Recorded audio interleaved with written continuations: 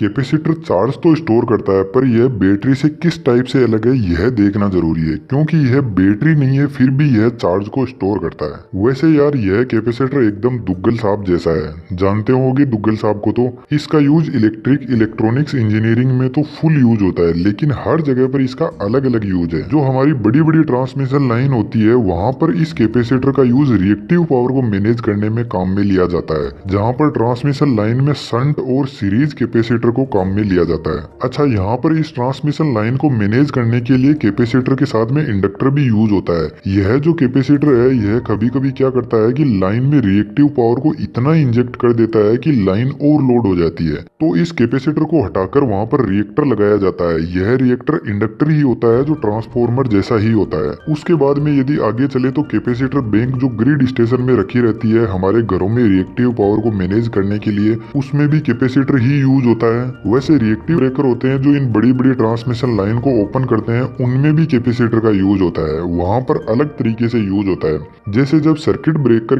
अपने कॉन्टेक्ट को ओपन करता है तो सर्किट ब्रेकर के कॉन्टेक्ट के बीच में आर्क निकलती है, और यह एक बहुत ही ज्यादा खतरनाक आर्क होती है, क्योंकि यहाँ पर जब बड़ी लाइन को ओपन किया जाता है तो बहुत ज्यादा आग निकलती है। और इस आर्क को कंट्रोल करने के लिए इस सर्किट ब्रेकर के अंदर बहुत सारी गैसेस को छोड़ा जाता है। और दूसरा तरीका है कैपेसिटर। जब सर्किट ब्रेकर के कॉन्टेक्ट ओपन होते हैं तो वहां पर बहुत ज्यादा करंट इकट्ठा हो जाता है, और इस करंट को थोड़े से टाइम के लिए साइड में कैपेसिटर के अंदर स्टोर किया जाता है, ताकि सर्किट ब्रेकर के कॉन्टेक्ट को कोई ज्यादा नुकसान ना हो। और फिर इस कैपेसिटर के पास में एक रेजिस्टेंस लगा रहता है, उस रेजिस्टेंस के थ्रू इस कैपेसिटर को डिस्चार्ज किया जाता है। वैसे मैं बता दूं, रेजिस्टेंस का कोई अलग काम नहीं होता है, यह सिर्फ पावर को डिसिपेट ही करता है, पावर को खाता ही है और हीट में बदल देता है। हमारे फैन में यदि कैपेसिटर नहीं होगा तो हमारा सीलिंग फैन कभी नहीं चलेगा, क्योंकि कैपेसिटर ही इस फैन के अंदर फेज डिफरेंस क्रिएट करता है, तब जाकर हमारा फैन चलता है। तो सीलिंग फैन में कैपेसिटर का काम है फेज डिफरेंस क्रिएट करना। यह जो पावर इलेक्ट्रॉनिक्स के सर्किट होते हैं इनमें भी इस कैपेसिटर का यूज होता है। एक डिवाइस होती है, आपने देखी होगी, जो हमारा फैन का रेगुलेटर होता है, जो फैन की स्पीड को कंट्रोल करता है। उसमें जो डिवाइस यूज होती है उसका नाम है SCR यानी सिलिकॉन कंट्रोल्ड रेक्टिफायर। इस SCR को हम कंट्रोल कर सकते हैं, फैन की स्पीड कंट्रोल करते हैं। वैसे तो जब हम इसको पावर इलेक्ट्रॉनिक सर्किट में काम में लेते हैं तो वहां पर DC सप्लाई होती है, और DC सप्लाई में यह SCR बंद नहीं होता है, इसको फोर्सफुली बंद किया जाता है, और वहां पर इस कैपेसिटर का ही हाथ होता है। यह कैपेसिटर इस SCR को पूरी तरीके से बंद करता है। वैसे उस सर्किट में और भी बहुत सारे इक्विपमेंट लगे रहते हैं, लेकिन कैपेसिटर भी उनमें से एक मेन कंपोनेंट है। वैसे SCR तो मैंने एक एग्जांपल बताया, डायोड, ट्रांजिस्टर, यह बंद तो हो जाते हैं लेकिन पूरी तरीके से बंद नहीं होते हैं, इसलिए उनको कंप्लीटली इनके अंदर जो भी चार्ज है उनको पूरा हटाने के लिए उस सर्किट में हम एक कैपेसिटर को यूज में लेते हैं, ताकि यह जो भी ट्रांजिस्टर, डायोड है इनको हम अच्छे से कंट्रोल कर सके और यह सही से काम करे अपनी फुल एफिशिएंसी के साथ में।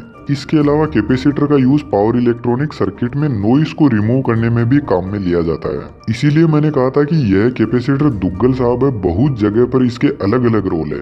अब अपन थोड़ा यह बात कर लेते हैं कि क्या यह कैपेसिटर एक बैटरी की तरह काम कर सकता है। तो मैं बता दूं आपको कि हाँ, यह एक बैटरी ही है और बैटरी की तरह ही काम करता है। बैटरी केमिकल एनर्जी को इलेक्ट्रिकल एनर्जी में बदलती है, और यह इलेक्ट्रिकल एनर्जी को स्टैटिक इलेक्ट्रिसिटी की फॉर्म में स्टोर करता है और फिर वापस इलेक्ट्रिकल एनर्जी में बदल देता है। आई थिंक आपको स्टैटिक इलेक्ट्रिसिटी के बारे में तो पता ही होगा। अब इस कैपेसिटर की जो चार्ज स्टोर करने की स्टोरी है वह एकदम सिंपल सी स्टोरी है। दो प्लेट के बीच में यह चार्ज को स्टोर करता है। जो सुपर कैपेसिटर होता है वह एकदम बैटरी जैसा ही होता है, देखने में नहीं काम करने में। सुपर कैपेसिटर बैटरी की तरह ही काफी टाइम तक चार्ज करने के बाद में सप्लाई दे सकता है, लेकिन यह महंगा भी ज्यादा आता है। जो सुपर कैपेसिटर है उसका यह फायदा है कि हमारे पास में यदि अच्छी पावर है तो हम उसको 1 मिनट में फुल चार्ज कर सकते हैं और 1 घंटे तक लोड चला सकते हैं, और हम चाहे तो उसको 10 घंटे तक भी फुल चार्ज कर सकते हैं। इससे कैपेसिटर पर कोई फर्क नहीं पड़ेगा। लेकिन बैटरी में हम ऐसा नहीं कर सकते, बैटरी अपनी लिमिट को क्रॉस नहीं कर सकती है। इंडक्टर और कैपेसिटर दोनों चार्ज स्टोरिंग एलिमेंट है। इंडक्टर का यूज कैपेसिटर से भी बहुत ज्यादा वाइडली यूज होता है। जिन लोड के अंदर वाइंडिंग होती है, जैसे हमारी मोटर है, यह एक तरीके का इंडक्टर ही तो है। इंडक्टर कैपेसिटर का जस्ट ऑपोजिट है। इंडक्टर के पावर को कंट्रोल करने के लिए कैपेसिटर का यूज में लिया जाता है और कैपेसिटर को कंट्रोल करने के लिए इंडक्टर का। अब इन इंडक्टर और कैपेसिटर को यदि हम सर्किट थ्योरी में पढ़ेंगे तो इनका बिहेवियर अलग टाइप का होगा वोल्टेज और करंट में। यदि हम इनको पावर इलेक्ट्रॉनिक्स में पढ़ेंगे तो वहाँ पर इसका अलग यूज होगा, और वहीं पर इसको यदि हम पावर सिस्टम में पढ़ेंगे तो वहाँ पर हमें रिएक्टिव पावर वाला कंसेप्ट देखने को मिलेगा।